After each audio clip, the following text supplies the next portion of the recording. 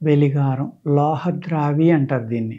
ఈ వెలిగారాన్ని ఒక అరతులం తీసుకొని పొంగించిన వెలిగారం, పచ్చిది కాదండి ఇది. పొంగించడం అంటే ఏం చేయాలంటే దీన్ని చిన్న చిన్న పీసుల కింద పొడుం కింద చేసేసి ఇనప మూకుడు బాగా మంట పెట్టి, లేకపోతే ఒక మట్టి మూకుడు గాని బాగా వేడెక్కాక ఇలా జిమ్ముతూ ఉంటే అది పేలాలు పేలినట్టుగా మొత్తం నీరు లేకుండా పొంగిపోతుందనమాట. తెల్లగా తేలికైపోతుంది దూదిలాగా.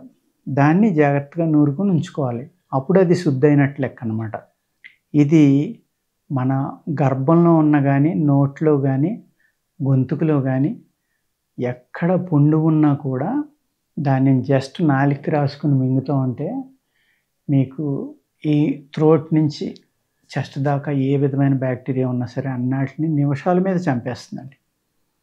అదేవిధంగా ఈ ఓపెన్ ఏరియాలో ఉన్న క్యాన్సర్ ఉన్నా కూడా ఇది ఈ విధంగా మీరు నాలికకి రాసుకుని అస్తమానం ఆ కషాయం మింగుతూ ఉంటే రోజుకు ఒక 4-5 సార్లు ఆ క్యాన్సర్ పుండు కానీ, నొప్పి కానీ ఇవన్నీ తగ్గి అక్కడున్న బ్యాక్టీరియాని కంట్రోల్ చేసి పెరగకుండా ఆపగలదండి. దాని సైడ్ ఎఫెక్ట్లను కూడా చాలా వరకు తగ్గిస్తుందన్నమాట ఇది. చాలా బాగా పనిచేస్తుంది. యాంటీ వైరల్ అనుకోండి, లేకపోతే దీన్ని మనం యాంటీబయాటిక్‌గా కూడా వాడుకోవచ్చు. చాలా అంటే చాలా బాగా పనిచేస్తుందండి.